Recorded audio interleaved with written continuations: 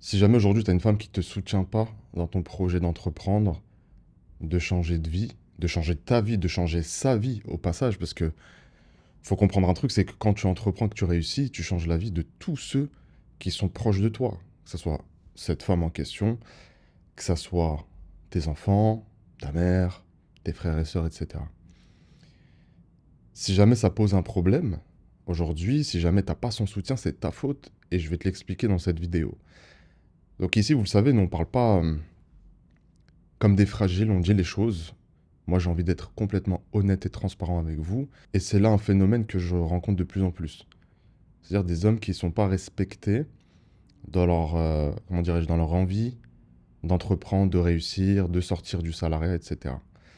Euh, donc, je vous en fais une vidéo. Et on va rentrer dessus dans le vif du sujet avec les trois raisons. Il y en a d'autres, hein, mais c'est les trois raisons qui reviennent le plus souvent.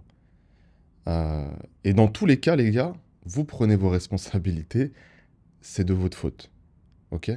C'est de votre faute. On va pas se positionner en victime. Non, mais c'est elle en fait, elle me comprend pas, etc., etc. La première raison, elle est simple et radicale. Tu as mal choisi. Tu as mal choisi. Donc tu as choisi une femme qui a peur du risque, qui a peur de l'inconnu et qui projette ces peurs-là sur toi. Donc toi, quand tu auras envie d'entreprendre, elle sera là en fait à te retenir. Elle sera là comme un boulet à tes chevilles. Et est-ce que c'est de sa faute à elle? Non. Elle est comme ça, tu le savais dès le départ. Et ça va faire très très mal quand tu auras envie d'entreprendre et quand tu verras qu'il y en a d'autres qui avancent, et souvent qui avancent même à deux, pendant que toi, elle va te remplir la tête de doutes, euh, elle va t'empêcher de t'épanouir dans ce que tu as envie de faire. Parce qu'elle n'est pas à ta place. Parce elle souffre pas peut-être, en tout cas pas autant que toi, du métro, boulot, dodo. Rendre des comptes à quelqu'un. Être dans des tafs qui sont souvent contraires à la religion, qui sont pas éthiques. Et elle préfère te voir dans ce boulot-là, malheureusement. Elle va minimiser la gravité du taf, alors que peut-être vous volez des clients, peut-être vous mentez, peut-être vous faites des magouilles, peut-être vous vendez des choses qui sont illicites. Et donc elle te préférera là-dedans plutôt que de prendre le risque et de te mettre full dans le tawakkul. Pourquoi? Parce que elle a peur. Et elle projette toutes ses peurs sur toi et toi tu l'acceptes surtout. Donc là, le problème, moi je vais pas te dire de divorcer. Évidemment, tu fais ce que tu veux, t'es un grand garçon, mais tu as mal choisi. Vous n'êtes pas compatibles. Parce qu'il faut comprendre une chose, c'est que dans le couple, un couple qui fonctionne, c'est un couple où on accompagne l'autre dans ses besoins, dans son envie de se transcender, de se transformer, de transformer sa vie. Et surtout, ce que tu fais là, comme je le disais tout à l'heure, en fait, c'est pour elle aussi.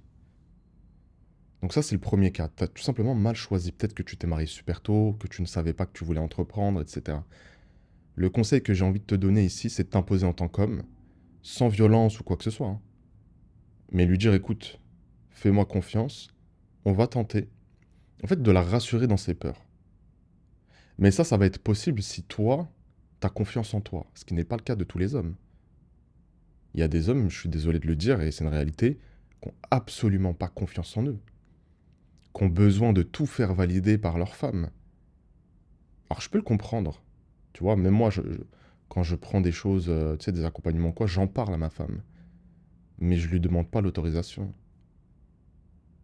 Par exemple, le dernier accompagnement que j'ai pris, qui coûtait 10 000 euros, un petit peu moins, je l'ai pris, j'ai eu l'appel avec la personne, j'ai pris l'accompagnement et je lui ai dit ensuite, voilà, je, je fais ce que je veux en fait, c'est mon argent.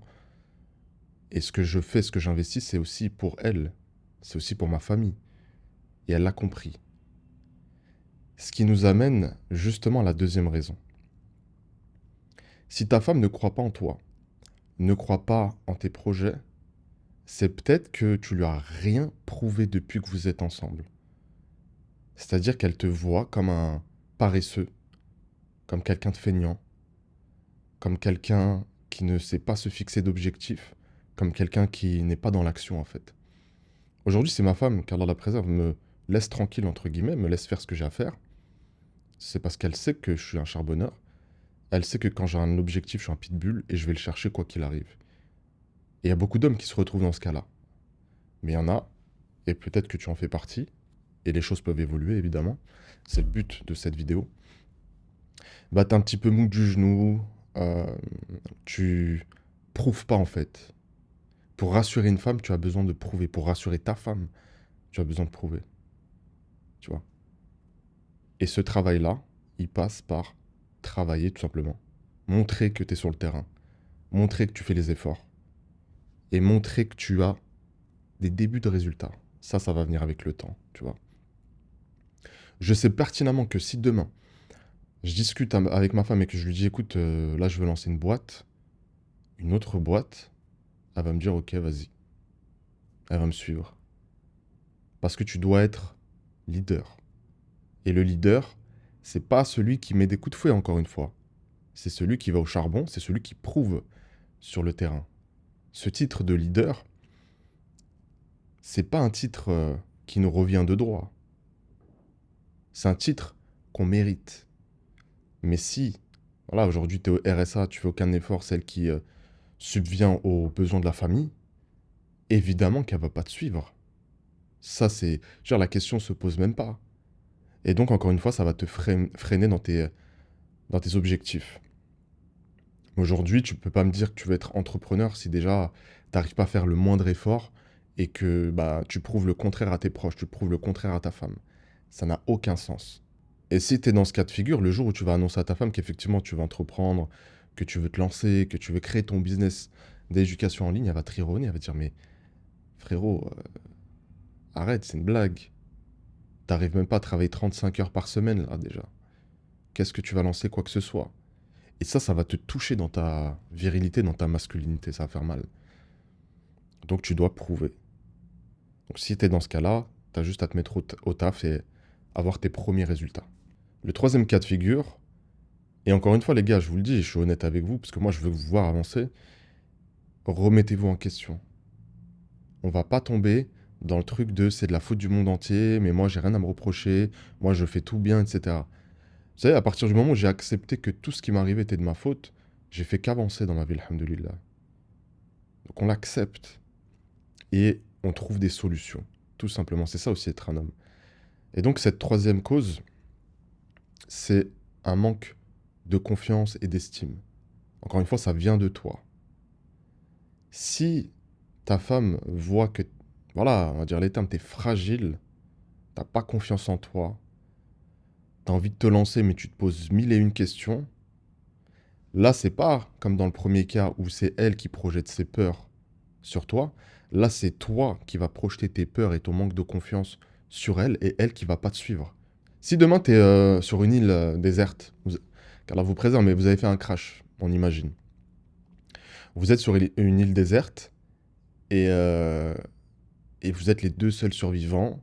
Il y a des animaux sauvages, il fait chaud. Là, c'est vraiment la survie, tu vois. Si ta femme, elle voit que tu es fragile, que tu pleures du matin au soir, que tu n'arrives pas à faire de feu, que tu n'arrives pas à pêcher, que tu n'arrives pas à la protéger, tu crois qu'elle va te suivre? Bah non, elle va prendre le leadership. Et comme on le dit souvent, la nature a horreur du vide, donc c'est logique. Donc à un moment donné, il faut reprendre confiance en soi. Il faut s'estimer, il faut se sentir capable d'eux. Nous, on a beaucoup d'hommes en appel, et c'est assez surprenant, qui, j'ai l'impression qu'ils manquent justement de ça.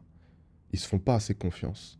Ils veulent s'émanciper, ils veulent devenir plus ou moins riches, ils veulent cette liberté financière, ils veulent être alignés, ils veulent avoir leur propre business, être leur propre patron, mais ils s'en sentent pas capables en fait.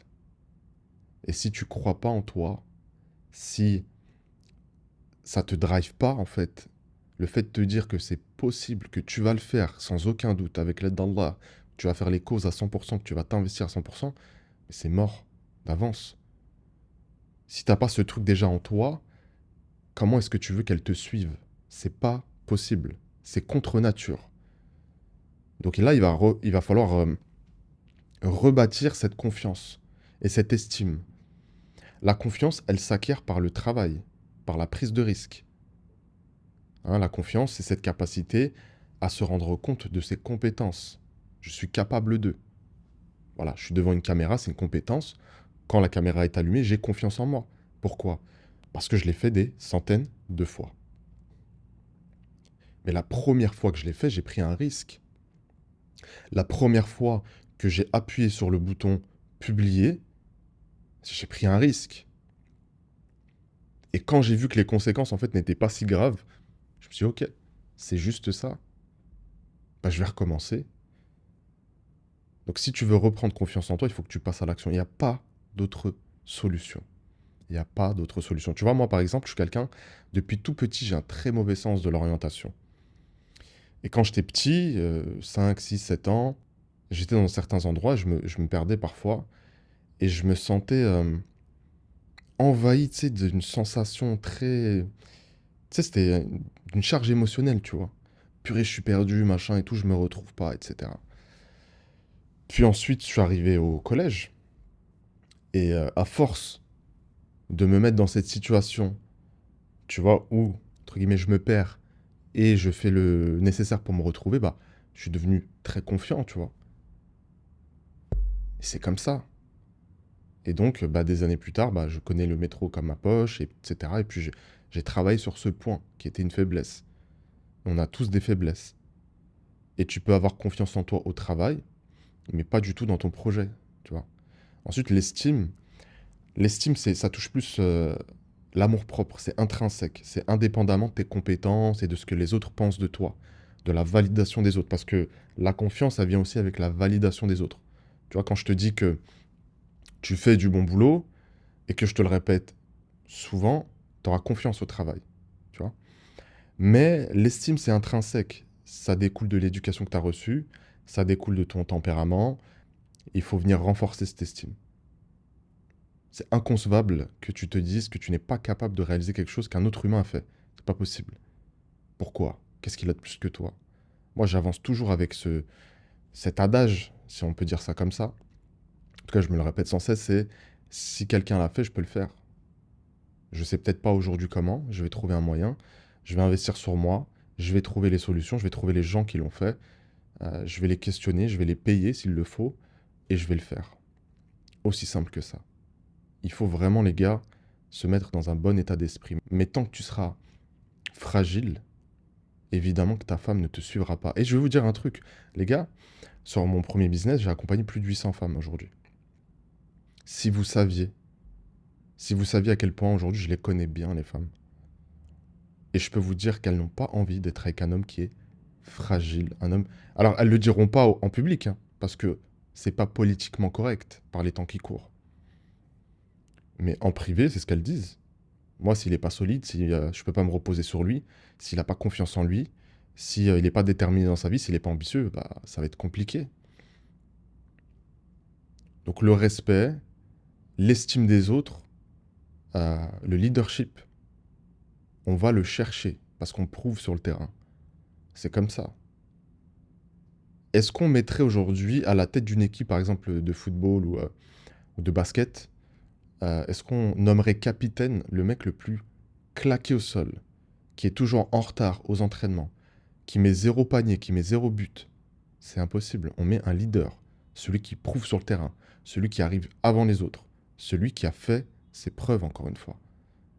Donc si vous voulez que votre femme vous suive dans votre projet, il va falloir s'imposer sans animosité, mais s'imposer par son caractère et s'imposer par le travail.